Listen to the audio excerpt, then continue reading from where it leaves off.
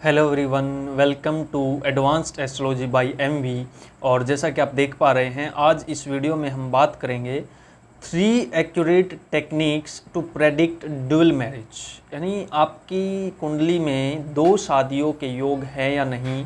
और यहाँ पर आज एक ही वीडियो में मैं 3 टेक्निक्स के बारे में बात करूँगा। एक तो है चंद्रमा से रिलेटेड टेक्निक, एक है बुध से रिलेटेड टेक्निक, और तीसरी जो टेक्निक है वो मैंने एक पहले वीडियो में भी डिस्कस की थी। तीसरी टेक्निक है केतु से रिलेटेड टेक्निक। ठीक है, तो अगर आप केतु वाली टेक्निक को डिटेल में समझना चाहते हो तो एक जो दूसरी वीडियो है मैंने ऑलरेडी चैनल पे डाल रखी है, उसमें देख सकते हो। अदरवाइज थोड़ा सा उसका जिक्र आज यहाँ पर भी होगा। ठीक है, तो बिना किसी देरी के चलिए वीडियो को स्टार्ट करते हैं। ठीक है, और हर एक टेक्निक का एक रियल लाइफ एग्जाम्पल भी हम लेंगे।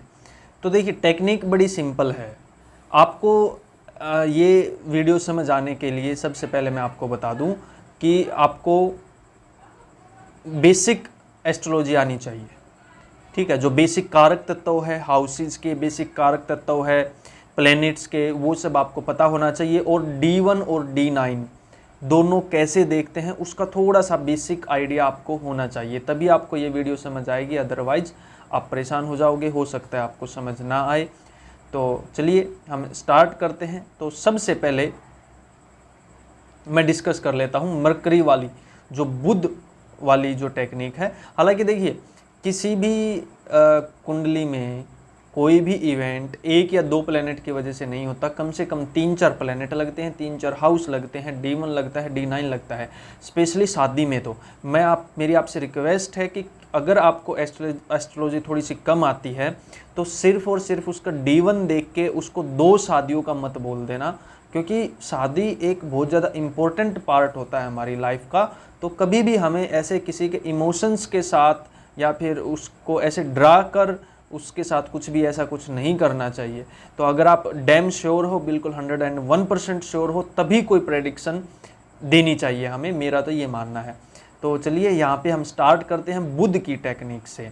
अगर आपकी कुंडली में 7th हाउस में बुध की राशि हो या खुद बुध बैठा हो और वही बुध D9 में आपके 7th हाउस में ही बैठ जाए या उसी राशि में बैठ जाए, यानी वर्गोत्तम हो जाए, जिसको हम वर्गोत्तम बोलते हैं, जहां पे वो D1 में बैठा था उसी राशि में अगर वो D9 में भी बैठ जाए, और कुछ इन्वॉल्वमेंट अगर मून का हो जाए, कुछ इन्वॉल्वमेंट अगर मून का हो जाए, जैसे कर्क राशि का इन्वॉल्वमेंट हो जाए या D9 में मून मरकरी को देख ले, ठीक है, तो उस तरीके से अगर कुछ हो जाए तो वहां पे हम बोल सकते हैं कि ड्यूल मैरिज के चांसेस हैं। ठीक है, मरकरी की टेक्निक मैंने ये बोली है। 7th हाउस में अगर मरकरी का इन्फ्लुएंस है और D9 में भी अगर 7th हाउस में मरकरी का कुछ इन्फ्लुएंस है और साथ में अगर चंद्रमा आ जाता है तो 100% श्योर हो जाता है। अदरवाइज चीटिंग जरूर देता है ये। ठीक है, फिर भी चार्ट को पूरा एनालाइज कर लेना बहुत ज़्यादा ज़रूरी हो जाता है। ये आपके सामने एक रियल लाइफ केस है इसी का। ठीक है, तो इसका देखिए 7th हाउस में मरकरी है चंद्रमा की राशि में। ठीक है, और लगन में मून है। ठीक है, ध्यान से देखिएगा चीज़ों को। ये इसका D1 है और इसके D9 में देखिए ये इसका D9 है।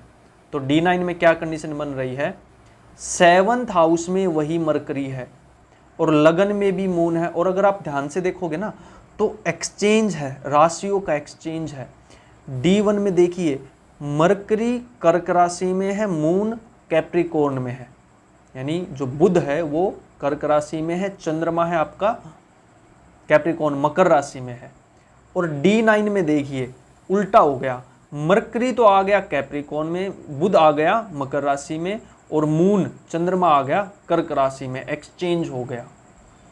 ठीक है, और देखिए अष्टम हाउस में केतु है, सप्तम से अष्टम जाएंगे ना, जो हमारे लगन का 2nd हाउस होता है वो हमारे सप्तम से अष्टम होता है, तो वहाँ पे भी केतु का इन्फ्लुएंस है। ठीक है, फिर भी मैं ज़्यादा डीप में नहीं जा रहा हूँ, चीज़ों को थोड़ा सा सिंपल रखने के लिए। और अगर हम चलिए एक बात और मैं यहाँ पे दिखी तो मैं बता देता हूँ। इसके 12th हाउस में, जो हमारे D1 का 12th हाउस होता है वो हमारा प्रारब्ध होता है, हमारा शादी का प्रारब्ध। ठीक है, उसमें है धनु राशि। D9 में धनु राशि में देखिए क्या है, केतु है, स्प्लिट करता है। ठीक है, डिटैचमेंट देता है।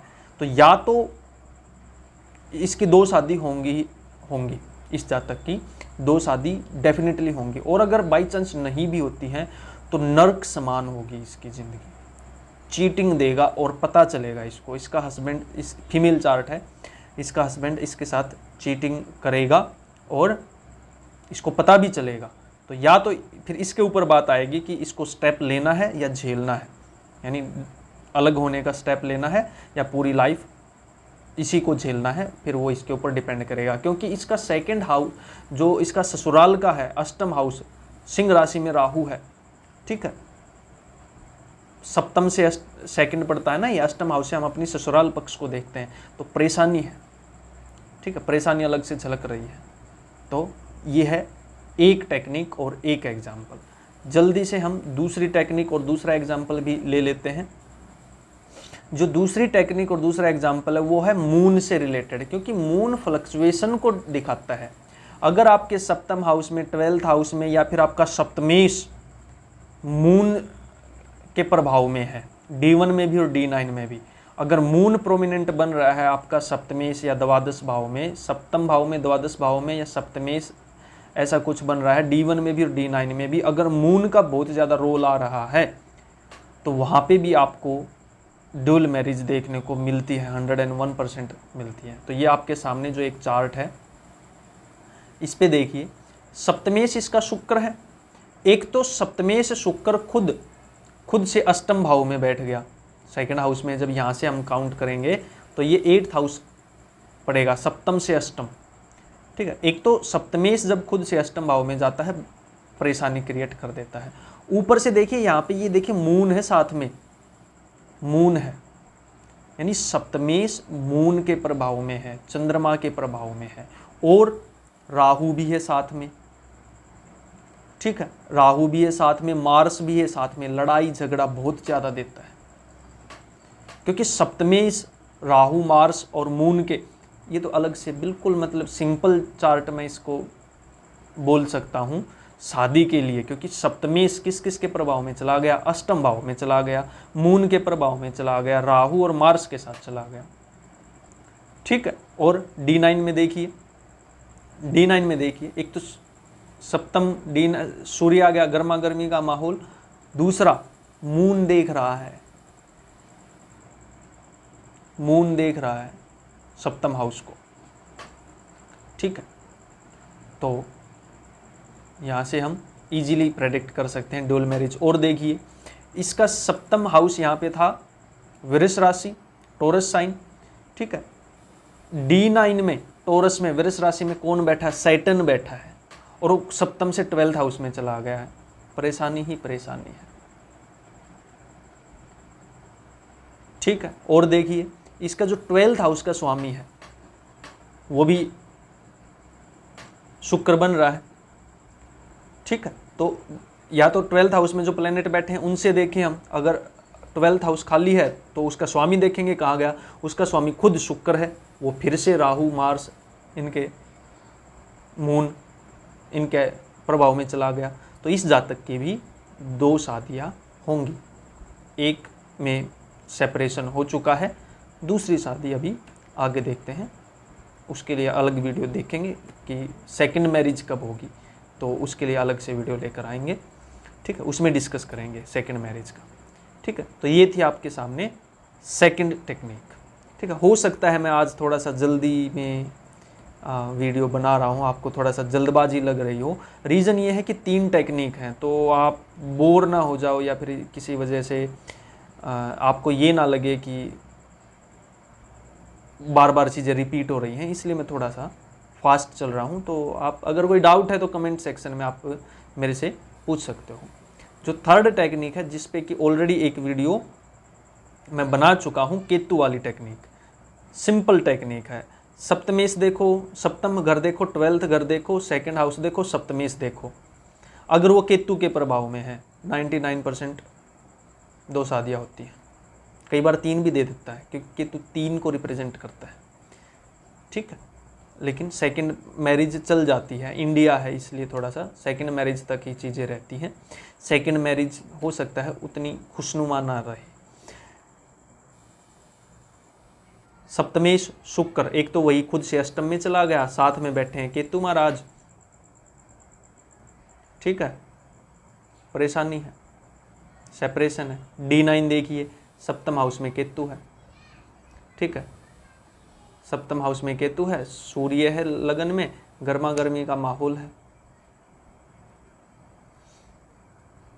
ठीक है, 12th हाउस में मार्स है, प्रारब्ध मार्स। 12th हाउस में जब भी मार्स होता है पति पत्नी की बेडरूम में लड़ाई होती है।